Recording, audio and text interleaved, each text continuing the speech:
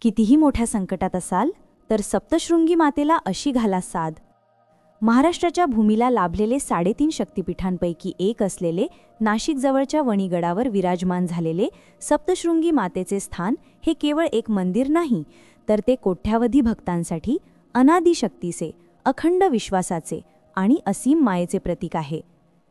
जेव्हा जीवनात संकटांचे डोंगर उभे राहतात, जेव्हा प्रत्येक मार्ग बंद झाल्यासारखा वाटतो, तेव्हा या आदिशक्तीला केलेली एक आर्त हाक, एक भावनिक साद तुमच्या आयुष्यात निश्चितच चमत्कार घडवू शकते. व्हिडिओत पुढे जाण्यापूर्वी नेहमीप्रमाणे मी या यूट्यूब परिवाराच्या वतीने श्री सप्तशृंगी मातेच्या पावनचरणी अशी प्रार्थना करते की तुमच्यावर आणि तुमच्या कुटुंबावर सदैव मातेची कृपा राहो आणि तुमचे इच्छित मनोरथ पूर्ण होऊन तुम्हाला निरोगी, आरोग्य, सुख, शांती, समृद्धी, संपत्ती, समाधान प्राप्त होवो. सप्तशृंगी मातेचे रूप हे महाकाली, महालक्ष्मी आणि महासरस्वती या त्रिगुणात्मक शक्तीचे प्रतीक आहे. ती 18 भुजा धारण केलेली महिषासुरमर्दिनी आहे. तिचे हे स्वरूप सांगते की ही माता केवळ शांत नाही, तर ती आपल्या भक्तांच्या रक्षणासाठी उग्र रूप धारण करण्यासही समर्थ आहे. तुमच्या संकटांचे स्वरूप कोणतेही असो, आर्थिक, शारीरिक, मानसिक किंवा कौटुंबिक, सप्तशृंगी माता त्या प्रत्येक संकटाचा नाश करण्यासाठी महिषासुराचा वध करणाऱ्या शक्तीप्रमाणे सज्ज असते. श्रद्धा आणि विश्वासाची शक्ती. सप्तशृंगी मातेला केलेली साद ही केवळ तोंडी प्रार्थना नसते, तर ती तुमच्या आत्म्याचा आवाज असते. कोणताही चमत्कार तेव्हाच घडतो जेव्हा तुमची श्रद्धा आणि विश्वास पूर्णपणे जागृत असतो. मातेला साद घालताना हे लक्षात ठेवा की तुमच्या आणि देवीच्या मध्ये कोणतेही अंतर नाही.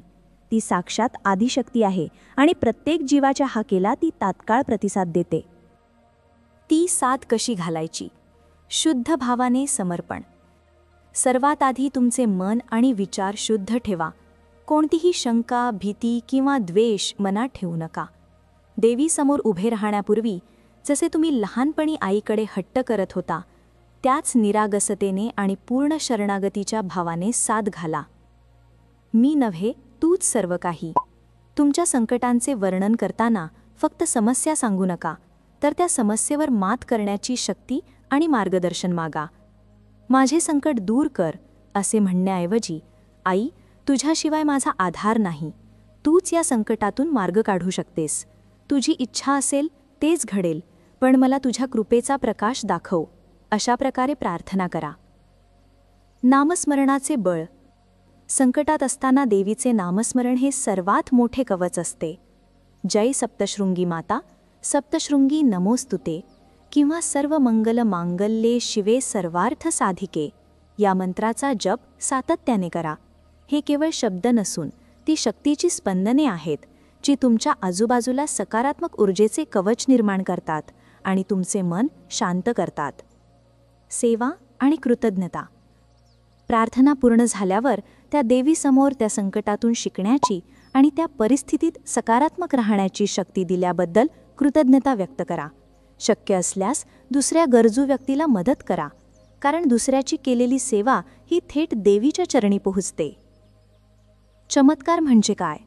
चमत्कार म्हणजे नेहमीच काहीतरी अचानक आणि अकल्पनीय घडणे नव्हे. अनेकदा चमत्कार म्हणजे तुमच्या दृष्टिकोनात होणारे परिवर्तन असते. जेव्हा तुम्ही पूर्ण विश्वासाने सप्तशृंगी मातेला साद घालता, तेव्हा ती तुमच्यातील अंतर्गत शक्ती जागृत करते.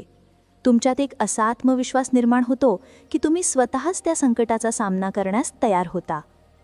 देवी तुमच्यासाठी बाहेरून मदतीचा हात पाठवते, योग्य व्यक्तीला तुमच्या मार्गावर आणते किंवा तुमच्या बुद्धीला योग्य निर्णय घेण्याची प्रेरणा देते.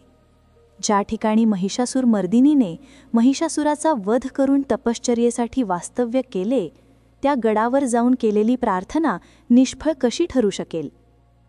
अनेक भक्तांनी आपल्या आयुष्यात मातेच्या कृपेने मोठे बदल अनुभवले आहेत. हा गड केवळ दगड आणि मातीचा नाही, तर तो आदिशक्तीच्या तेजाने भारलेला आहे. तुम्ही जेव्हा गड चढता, तेव्हा प्रत्येक पायरीवर तुमचा अहंकार, तुमची भीती आणि तुमचे दुःख देवीच्या चरणी समर्पित करा. वर पोहोचल्यावर जेव्हा तुम्ही त्या 18 भुजा देवीचे भव्य मूर्तीचे दर्शन घेता, तेव्हा तुमच्या मनात कोणताही संशय राहू नये. तुमच्या प्रार्थनेत जर खरी तळमळ असेल आणि तुमचा विश्वास अढळ असेल, तर तुम्ही केलेली साद निश्चितच देवीपर्यंत पोहोचते आणि ती तुम्हाला निराश करत नाही.